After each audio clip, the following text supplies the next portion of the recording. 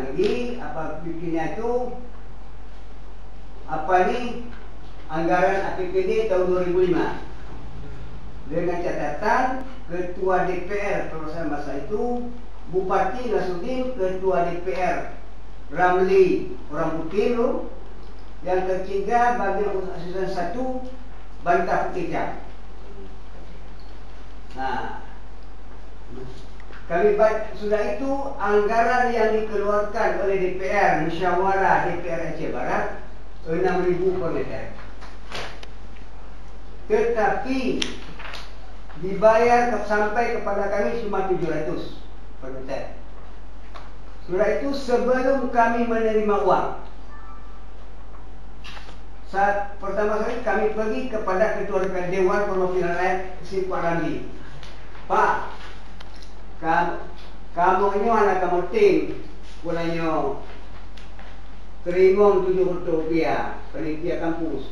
Cuma dalam surat anggaran APBD 2005 ya, nak berbeza kamu pergi masuk ke Pak Ramli. Apa dah nyapa di lapangan. Itu dah ni. Orang tajak obati. Ajak pada Nasruddin. Waktu ajak pada Nasruddin nak bergurau kamu.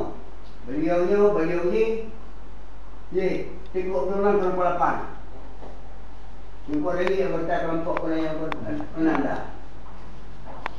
Kamu Pak anak kamu terimanya Pak. Yang paling singkat kamu mari dengan ketua DPR-nya yang DPR-nya lebih kurang 3. Kamu kalau mau terima Rp4 juta. Ni nak cukup nak pakai ke mana terima? Lagi ni. Tanya penting, bupati mari tu terang.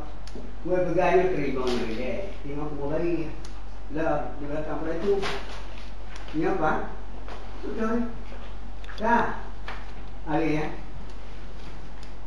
Syok pen. Apa kata apa?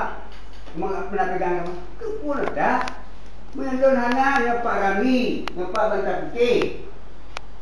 Betul Pak, betul. Maka Pak tanggal 6 bulan punya Pak tanggal 6 bulan 12 atau 25 untuk pendek. Syok pen yang tekan. Syok pen yang.